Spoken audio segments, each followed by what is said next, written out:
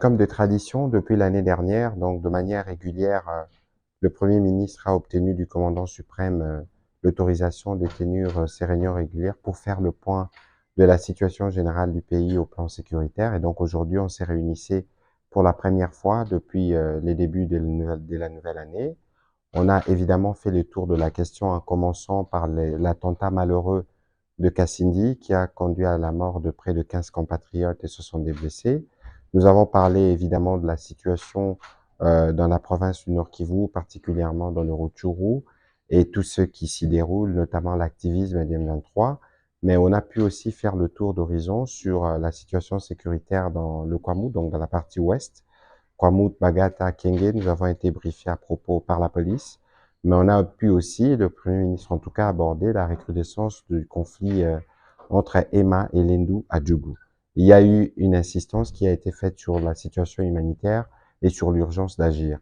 Spécialement pour ce qui concerne l'attentat de Kassindi, l'armée nous a informé des mesures de sécurité qui ont été prises, notamment pour assurer les fouilles, les contrôles, pour prévenir ces types d'attentats. Nous espérons continuer la sensibilisation à ce niveau-là pour que les populations adoptent des comportements qui permettent de dénoncer ces activistes chaque fois qu'il y a des mouvements suspects. Et par rapport à ce qui s'est tenu ce matin à Goma, donc des manifestations qui ont été annoncées contre la force régionale, c'est un appel au calme que nous lançons à nos populations. Nous comprenons évidemment les frustrations, les colères accumulées depuis l'activisme du M23, mais le gouvernement est engagé sur différents fronts pour régler et qu'il faudrait éviter de faire le jeu de l'ennemi parce que dans ces types de manifestations, parfois, il peut y avoir des infiltrations qui peuvent conduire à des situations qui peuvent conduire à des drames.